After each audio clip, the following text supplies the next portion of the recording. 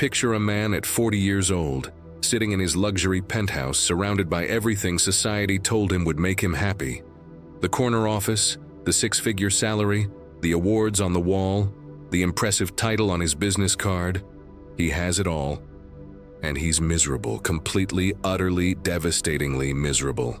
Arthur Schopenhauer, one of history's most brutally honest philosophers, would look at this man and say something that will shake you to your core. You didn't chase success. Success chased you into a cage, and you locked yourself inside. Right now, you're probably doing the same thing. You're grinding, hustling, optimizing every moment of your life to achieve something. But what if I told you that the very act of chasing success is destroying your chance of ever being happy? What if everything you've been taught about achievement, ambition, and making something of yourself is actually a trap designed to keep you perpetually dissatisfied? Schopenhauer discovered something that will change how you see your entire life. The more you chase success, the more you guarantee your own suffering. Not because success is bad, but because the chase itself is the problem.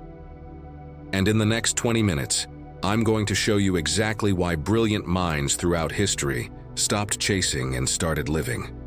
Why the most fulfilled people you know aren't the ones who achieved the most. And why your relentless pursuit of more might be the exact thing preventing you from having enough. Because here's what nobody tells you about the success trap. It's not that you can't win. It's that winning doesn't give you what you thought it would. Stay with me, because what you're about to discover will either set you free or make you extremely uncomfortable. Probably both. Walk into any corporate office, any startup, any entrepreneurial space, and you'll see the same scene playing out over and over. People sacrificing their present for their future. Working 60-hour weeks for promotions they don't really want. Missing their kids' childhoods to build careers they secretly resent. Destroying their health to achieve goals they can't even remember choosing. Schopenhauer watched this pattern in the 19th century, and he understood something most people never figure out. Human beings are driven by what he called the will to life, a blind, insatiable force that makes you want things.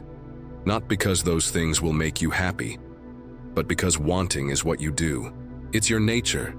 Think about the last major goal you achieved.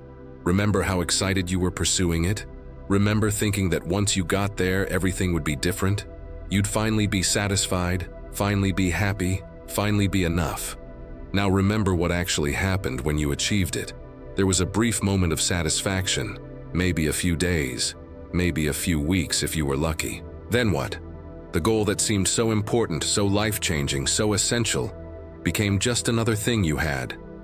And immediately, your mind started looking for the next thing to chase. Schopenhauer called this the pendulum of desire. You swing between the pain of wanting what you do not have and the boredom of having what you wanted. There's no third option. There's no state of permanent satisfaction where you get what you want and stay happy. Because happiness isn't the goal of the will to life. Survival and reproduction are the goals. Your happiness is just a tool evolution uses to make you keep striving. Here's where it gets really dark. Success makes this worse, not better. When you achieve something, you don't become satisfied. You become someone who's capable of achieving things, which means you now need bigger achievements to get the same brief hit of satisfaction. The entrepreneur who sells his first company for $1 million feels amazing for a week. Then he needs to build a bigger company. The writer who publishes her first book feels complete for a month. Then she needs to write a better book. The athlete who wins his first championship feels validated for a season. Then he needs another championship. This is what Schopenhauer meant when he wrote that life is suffering. Not because bad things happen, though they do, but because the structure of human desire guarantees dissatisfaction. You're built to want, not to have. Built to chase, not to catch. Built to strive, not to arrive. And success doesn't change this. Success just raises the stakes. Now you're suffering at a higher level. More stress, more responsibility, more people depending on you, more ways to fail, more to lose. The struggling artist suffers from lack. The successful artist suffers from expectation. The broke man suffers from deprivation. The rich man suffers from fear of loss. Different suffering, same fundamental dissatisfaction. Watch what happens to people who achieve massive success. Athletes who win championships often describe feeling empty afterward. Entrepreneurs who sell companies for millions talk about losing their purpose. Actors who win Oscars frequently spiral into depression. These aren't exceptions.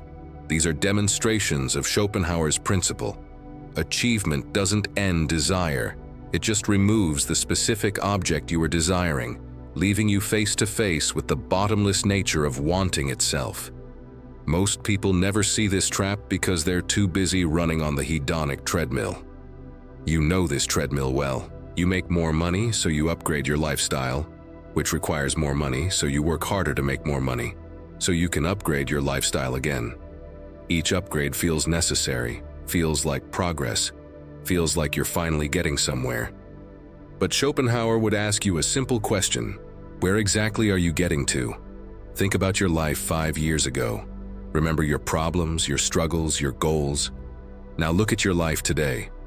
Different problems, different struggles, different goals. But are you fundamentally happier? Or have you just traded one set of dissatisfactions for another set at a higher price point? The hedonic treadmill works because of something psychologists call hedonic adaptation. You adapt to positive changes in your life remarkably quickly. The new car becomes just your car within weeks. The bigger apartment becomes just where you live within months. The impressive title becomes just your job within a year. This adaptation served an evolutionary purpose. It kept your ancestors striving for better conditions instead of becoming complacent and vulnerable. But in the modern world, it creates a trap, because the things you're adapting to aren't better survival conditions. They're arbitrary markers of success that society convinced you to want. Schopenhauer understood that most of what you chase isn't actually yours to begin with. It's implanted by culture, family, media, peer pressure.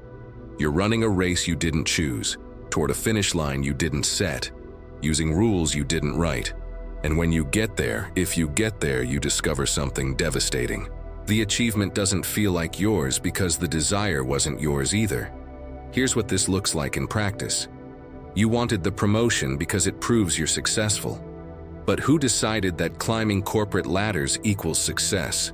You wanted the luxury car because it signals status. But who decided that specific car signals the right status? You wanted the perfect relationship because it means you've made it. But who decided what perfect looks like? Layer by layer, Schopenhauer strips away the pretense until you're left with an uncomfortable truth. Most of your ambitions are just you trying to live up to someone else's idea of what your life should look like. You're chasing success in a game you didn't want to play, by rules that don't serve you, to impress people you don't even like. And the cruelest part? Even if you win, you lose. Because winning means you've successfully become someone else's version of successful, while abandoning your own possibility of contentment. The man in the luxury penthouse at the beginning of this story, he did everything right according to society's metrics. He climbed every ladder, checked every box, achieved every milestone. And now he sits alone at night wondering why nothing feels meaningful. Schopenhauer would tell him the truth that nobody wants to hear. You feel empty because you filled your life with things that were never going to satisfy you in the first place. Now here's where Schopenhauer's philosophy becomes genuinely disturbing. Because the problem isn't just that you're chasing the wrong things. The problem is that there are no right things to chase. Every object of desire is inherently disappointing. Not because there's something wrong with you or because you picked poorly, but because the structure of desire itself guarantees disappointment. Schopenhauer wrote that all willing arises from want, therefore from deficiency, and therefore from suffering. Read that again. The act of wanting anything means you're in a state of lacking that thing, and lacking hurts. That's what desire is, the pain of not having what you want. Most people think that getting what you want ends this pain, but Schopenhauer discovered it doesn't. It just removes the specific want, revealing the more fundamental problem. You're a wanting machine. Getting one thing just activates the wanting mechanism toward something else. Think about a time you desperately wanted something. A relationship, a job, a possession, whatever. Remember the intensity of that desire. It felt so important, so essential, like your happiness depended on getting this one thing. Now think about whether you still have that thing. If you do, does it still create the same feeling? If you don't, did losing it destroy you? Probably not, because the wanting was never really about the thing. It was about the state of wanting itself. Schopenhauer believed that life swings like a pendulum between pain and boredom. When you don't have what you want, you're in pain. When you do have what you want, you're bored. There's no third position, no state of satisfied completion, just oscillation between two forms of suffering. This is why successful people often seem so unhappy. They've eliminated the pain of not having, which just reveals the boredom of having. The entrepreneur who built a successful company and doesn't need to work anymore becomes depressed because striving gave his life structure. The investor who made enough money to retire finds retirement meaningless because accumulation gave his life purpose. The artist who achieves recognition discovers that recognition doesn't fill the void she thought it would. Watch what happens when someone retires after a successful career. Statistically, they often die within a few years. Not because work was keeping them physically alive, but because striving was keeping them psychologically alive. Remove the chase and they're left facing the fundamental emptiness that the chase was covering up. Here's the truth about success that will either liberate you or destroy you, depending on what you do with it. Success is a distraction from the real problem. And the real problem is that you exist. Schopenhauer didn't mean this pessimistically, though it sounds pessimistic. He meant it descriptively. You exist, which means you're a biological organism with needs, wants, fears, and desires. These aren't bugs in the system. They are the system. You're not broken because you're never satisfied. You're operating exactly as designed. Evolution doesn't care if you're happy. It cares if you survive and reproduce. Happiness is just the carrot evolution dangles to make you keep running. But here's what changes when you understand this. You stop looking for happiness in achievement. You stop thinking the next goal will finally be enough. You stop believing that success will solve the fundamental discomfort of being alive. And paradoxically, this is when something interesting becomes possible. Not happiness in the way you've been taught to pursue it, but something Schopenhauer called resignation. The acceptance that the will to life is suffering, and that trying to escape this through achievement only creates more suffering. Most people hear resignation and think it means giving up, becoming passive, accepting defeat. But Schopenhauer meant something different. He meant recognizing the game for what it is so you can stop letting it control you. Think about the most peaceful people you know. Not the most successful, the most peaceful. They're usually not the ones who achieved the most. They're the ones who stopped needing to achieve to feel okay. They're not driven by desperate ambition. They're not constantly proving themselves. They're not measuring their worth by external metrics. They've somehow found a way to exist without the constant anxiety of not being enough. Schopenhauer would say these people have achieved a degree of will denial. They've stopped letting the blind force of wanting drive every decision. They've created space between the impulse to want and the action of pursuing. And in that space, something like peace becomes possible. This doesn't mean they don't do things or accomplish goals or create value. It means their actions aren't driven by the desperate energy of incompleteness. They act from sufficiency rather than lack, from choice rather than compulsion, from interest rather than need. And this completely changes the quality of both the journey and the destination. The artist who creates because she enjoys creating makes different art than the artist who creates to become successful. The entrepreneur who builds because he finds problems interesting builds different companies than the entrepreneur who builds to prove his worth.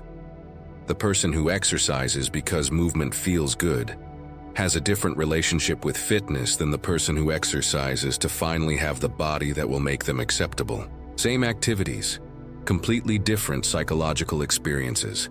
And here's what Schopenhauer understood that most people miss. The psychological experience is all there is. The actual outcomes matter far less than the state of mind you're in while pursuing them. You could achieve everything you've ever wanted while being miserable the entire time, or you could achieve relatively little while experiencing something like contentment.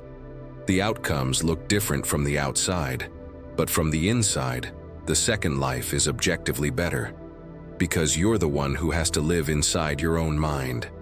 So the question isn't what should I achieve, but what psychological state do I want to live in? And chasing success keeps you locked in a state of perpetual deficiency, always reaching, never arriving, always insufficient, never enough. Schopenhauer's philosophy points toward a different possibility. What if you stopped chasing? Not because you're lazy or giving up or accepting mediocrity, but because you've seen through the con. You've recognized that the chase itself is the problem, and no amount of catching will solve it. Here's what happens when you stop chasing success and start living from sufficiency. Everything changes and nothing changes.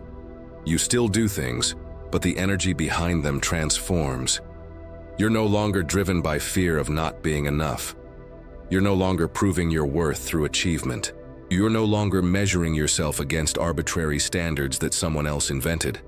Instead, you act from curiosity, from interest, from genuine desire, rather than compulsive wanting. Schopenhauer believed that art and philosophy offered temporary escapes from the will to life. When you're genuinely absorbed in aesthetic experience or intellectual contemplation, you stop wanting. You're not reaching for anything. You're simply present with what is. And in those moments, suffering pauses, not because conditions changed, but because the wanting mechanism temporarily disengages. Think about the last time you were completely absorbed in something. Maybe creating something, maybe experiencing something beautiful, maybe engaged in deep conversation or thought. In those moments, were you thinking about your goals? Were you measuring your progress? Were you worried about success? Probably not. You were just there, fully present, not wanting to be anywhere else or anyone else. Schopenhauer would say these moments reveal your natural state when the will to life isn't driving you. And they're available more often than you think. You just have to stop running long enough to notice them. But this requires something that terrifies most people. It requires giving up the identity of someone who's going somewhere. Most people's entire sense of self is wrapped up in their trajectory. They're someone who's building something, achieving something, becoming something. Take away the chase and they don't know who they are. This is why successful people often have identity crises. They built their entire sense of self around striving toward a goal. When they achieve it, the goal that organized their identity disappears. Now they're someone who has something rather than someone who's becoming something. And being doesn't create the same psychological structure that becoming does. Schopenhauer understood that your true nature isn't your ambitions, your achievements, or your trajectory. Those are just manifestations of the will to life operating through you. Your true nature is the awareness beneath all that wanting, the consciousness that observes the wanting without being identical to it. When you identify with the awareness rather than the wanting, something shifts. You can watch desires arise without automatically acting on them. You can notice ambitions without automatically pursuing them. You can observe the cultural programming telling you what success looks like without automatically believing it. This creates what Schopenhauer called the aesthetic mode of perception, seeing the world without immediately wanting to change it, use it, or extract value from it. Just perceiving without the filter of desire. And paradoxically, this is when you become most effective. Not because you're trying harder, but because you're not sabotaging yourself with desperate energy. Your actions come from clarity rather than compulsion, from vision rather than lack, from interest rather than fear. Watch what happens in any field where mastery matters. The masters aren't the ones frantically chasing success. They're the ones who became so absorbed in their craft that success became almost irrelevant. They're still excellent, still achieving, still creating value. But the psychological quality is completely different. The chess master doesn't play to prove she's smart. She plays because the positions fascinate her. The scientist doesn't research to win Nobel Prizes. He researches because the questions compel him. The writer doesn't write to become famous. She writes because not writing feels worse than writing. These people have accidentally discovered what Schopenhauer was pointing toward. When you stop chasing outcomes and start engaging with processes that genuinely interest you, you produce better outcomes. But more importantly, you experience your life differently. The journey stops being something to endure on the way to the destination. The journey becomes the point. Schopenhauer wrote that every parting gives a foretaste of death, every reunion a hint of the resurrection. He understood that life is cyclical, not progressive. You don't move from incompleteness to completeness. You cycle through phases of wanting and having, striving and resting, reaching and arriving. And the entire concept of final success, of arriving at a state of permanent satisfaction, is an illusion that keeps you running. Think about the people you admire most, not the richest or most successful, but the ones you'd actually want to be. They usually share a quality that's hard to name but easy to recognize. They seem okay with themselves. They're not desperate to prove anything. They're not constantly measuring themselves against others. They're not frantically accumulating achievements to feel valuable. They've somehow made peace with being who they are, where they are, with what they have. Not because they've achieved everything, but because they've stopped needing to achieve everything to feel complete. This is what Schopenhauer meant by resignation. Not defeated acceptance, but conscious recognition that the game of success is designed to be unwinnable. The only way to win is to stop playing by rules that guarantee dissatisfaction. Now here's the part that makes Schopenhauer's philosophy genuinely radical. Once you see through the success trap, you can't unsee it. Every advertisement, every motivational speech, every productivity guru, every success story, you see them all as variations on the same con. They're selling you the idea that you're incomplete, and that their product, program, or path will finally make you enough. But you know better now. You know that getting what they're selling will just activate the wanting mechanism towards something else. You know that achievement doesn't end desire. You know that success is just another form of suffering dressed up to look like salvation. This knowledge changes everything. You stop falling for the hype. You stop believing that the next level will finally be different. You stop thinking that you just need to want it bad enough, work hard enough, optimize thoroughly enough. You see the entire structure for what it is. A system designed to keep you perpetually dissatisfied, so you'll keep striving, keep consuming, keep participating. And once you see it, you have a choice. You can keep playing the game while knowing it's a game, or you can opt out and find another way to organize your life. Neither choice is wrong, but they lead to radically different experiences. The person who keeps playing while knowing it's a game can enjoy the game without being destroyed by it. They can pursue goals without believing those goals will save them. They can achieve success without expecting success to complete them. They participate without being possessed. The person who opts out discovers something that most people never experience: life without the constant pressure of becoming something other than what they are. Days without the anxiety of not doing enough. Existence without the tyranny of comparison. This doesn't mean they're passive or unambitious. It means their action comes from a different source. Not from fear of inadequacy, but from genuine interest. Not from compulsive wanting, but from authentic curiosity. Not from desperation to prove themselves, but from simple desire to engage with what interests them. Schopenhauer lived this way. He wrote philosophy not to become famous, though he did eventually gain recognition. He wrote because thinking deeply about existence fascinated him. He structured his days around what he found meaningful: morning writing, afternoon walks, evening reading. Simple, consistent, oriented around engagement rather than achievement. And from this life of what looked like modest ambition, he produced philosophy that influenced everyone from Freud to Einstein to Nietzsche. Not because he was chasing influence, but because he was genuinely grappling with fundamental questions about existence. His impact was a side effect of his engagement, not the goal of his striving. This pattern repeats throughout history. The people who change the world most profoundly are usually not the ones most desperately trying to change the world. They're the ones most absorbed in whatever they're doing. The ones who have somehow escaped the trap of achievement-based identity and found another way to exist. Darwin spent years studying barnacles because he found them interesting. That patient attention to what genuinely fascinated him eventually led to insights that revolutionized biology. Van Gogh painted compulsively not to become a successful artist. He sold almost nothing during his lifetime, but because painting was how he processed existence. That commitment to his process, regardless of outcomes, created works that still move people more than a century later. These weren't people chasing success. These were people engaged with life in ways that happened to produce lasting value. And that engagement was possible precisely because they weren't distorted by desperate ambition.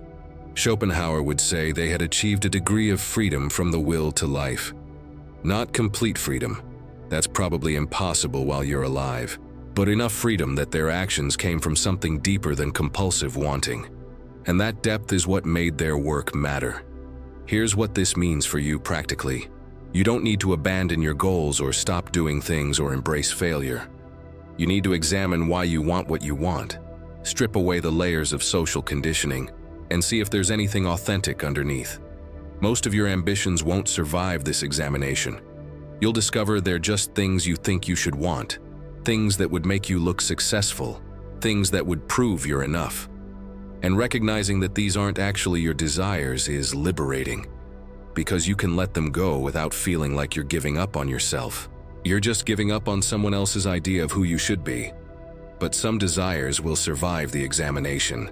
The things you'd want even if nobody knew, even if they didn't make you successful, even if they didn't prove anything. Those are worth pursuing, not with desperate energy but with patient attention, not to complete yourself, but to engage with what genuinely interests you. And paradoxically, these are the pursuits most likely to produce both satisfaction and success, because you're not sabotaging yourself with anxious striving. You're just doing what fascinates you with consistency and care. Schopenhauer's final insight cuts deepest of all. The meaning of life isn't something you find or achieve or create. Life doesn't have meaning in the way you've been taught to look for it. Life is the will to life, perpetuating itself. You're a temporary expression of that force. The wave thinking it's separate from the ocean. And once you see this, two paths open. Path 1 is nihilistic despair. If nothing means anything and striving leads nowhere and success solves nothing, why do anything at all? This path leads to paralysis, depression, the collapse of motivation. Many people who encounter Schopenhauer's philosophy end up here, and he understood why. It's terrifying to realize that everything you've been taught about meaning and purpose and progress might be comforting illusions. But there's another path. Path 2 is what Schopenhauer called the denial of the will, recognizing the game while choosing how to play anyway. Not because playing will get you somewhere, but because playing beats not playing. Not because achievement will save you, but because engagement beats emptiness. This path leads to something that looks like peace. You're still alive, still acting, still creating, still participating. But you're not driven by the desperate energy of someone who thinks they're incomplete. You're not measuring every moment against some fantasy of what life should be. You're not constantly disappointed that reality doesn't match your expectations. You're just here, doing what you're doing, being who you are, without the additional suffering of thinking it should be different. And that removal of additional suffering, that's what Schopenhauer means by the end of striving. Not the end of action, but the end of the psychological torture of always needing more, better, different. The successful person keeps succeeding but stops believing success will save them. The ambitious person keeps creating but stops thinking creation will complete them. The striving person keeps moving but stops believing arrival is possible. And in that recognition, something like freedom emerges. Not freedom from circumstance, but freedom from the tyranny of your own wanting. Not freedom from challenges, but freedom from the belief that overcoming challenges will fundamentally change your relationship with existence. This is why Schopenhauer remains relevant more than a century after his death. Because the trap he identified hasn't changed. The specifics look different. Modern careers instead of aristocratic pursuits. Digital success metrics instead of social standing. But the fundamental pattern remains. People chasing satisfaction through achievement and discovering that achievement doesn't deliver what it promised. So the real question isn't, how do I become successful? But how do I stop needing success to feel okay about existing? And that question leads somewhere completely different, somewhere most people never explore, because they're too busy chasing the next goal that promises to finally be enough. Right now, you're at a crossroads. You can keep playing the game the way you've been taught. Keep chasing success. Keep believing the next achievement will be different. Keep running on the hedonic treadmill until you collapse from exhaustion, or wake up decades later wondering where your life went. That path is well-worn, comfortable in its familiarity, and guaranteed to lead to the same dissatisfaction that everyone else experiences. Or you can do something that terrifies most people. You can stop. Stop chasing. Stop proving. Stop measuring yourself against external standards that were never yours to begin with. Stop believing that achievement will solve the fundamental discomfort of being alive. And in that stopping, discover what's actually there when you're not running from it. Schopenhauer spent his life pointing toward this second path, and the people who understood him, from Tolstoy to Freud to Wittgenstein, discovered that he was right. The chase is the trap. Success is just another form of suffering. And the way out isn't through more achieving, but through seeing clearly that no amount of achieving will ever be enough. This perspective either liberates you completely or threatens everything you believe about how life works. Most people can't handle that threat. They need to believe that striving will pay off, that success will deliver, that their dissatisfaction is just temporary until they finally make it. Schopenhauer doesn't offer that comfort. He offers something more valuable: the truth. And the truth is that you're already complete, not because you've achieved anything, but because completeness isn't something you achieve. You're complete because you exist. Everything else is just the will to life creating elaborate stories about why you need to keep striving. Those stories serve evolution, not you. And recognizing that distinction is the beginning of something like wisdom. You already have everything you need to stop suffering from the chase. You already are everything you need to be to experience peace. You already possess the capacity to live without the constant anxiety of incompleteness. You just have to stop believing the voice that says otherwise. The voice that says you need more, better, different. The voice that measures and compares and finds you lacking. The voice that promises satisfaction is just around the next corner. That voice isn't you. It's the will to life operating through you. And you can listen without obeying. You can hear without believing. You can notice without following. This is what Schopenhauer discovered in his own life and offered to anyone brave enough to look clearly at existence. The game is rigged. The race is unwinnable. The satisfaction you're chasing doesn't exist in the form you imagine. And seeing that clearly is the most liberating thing that can happen to you. Because once you stop chasing what doesn't exist, you can finally notice what does. The moment right now, the experience you're having, the life you're living while you're busy planning the life you think you should be living. All of it here, available, sufficient, if you stop long enough to notice. Schopenhauer called this the will-less state. The moments when you're not wanting anything, not reaching for anything, not trying to be anywhere other than where you are. And he claimed these moments contain the closest thing to happiness that humans can experience. Not the excitement of getting what you want, but the peace of not wanting at all. That peace is available right now, not after you achieve your goals, not when you finally become successful, not when you've proven yourself to everyone who doubted you. Right now, in this moment, exactly as you are. The question isn't whether you're capable of experiencing it. The question is whether you're willing to stop running long enough to notice it's been there all along. Write in the comments, "I see the trap." Let's discover how many people are ready to stop chasing and start living. How many are prepared to trade the anxiety of never being enough for the peace of already being complete? How many recognize that the life they're living while they're busy trying to improve it is the only life they'll ever have? Your willingness to see clearly is the beginning of wisdom. Your courage to stop pretending that achievement will save you is the beginning of peace. Your recognition that you're already complete is the beginning of genuine living. Subscribe and engage with this content, because what comes next challenges everything else you think you know about how to live. The trap isn't just in chasing success. The trap is in every comfortable belief you hold about yourself, your relationships, and your purpose. And once you start seeing through one illusion, the others become visible too. The depth of insight waiting for you goes far beyond what we've explored today, into territories that will fundamentally alter your understanding of what it means to be human, what it means to choose, and what it means to truly live, rather than simply exist. Everything you think you know is about to be tested, and the results will either free you completely or force you back into comforting illusions. That choice is coming, and you need to be ready.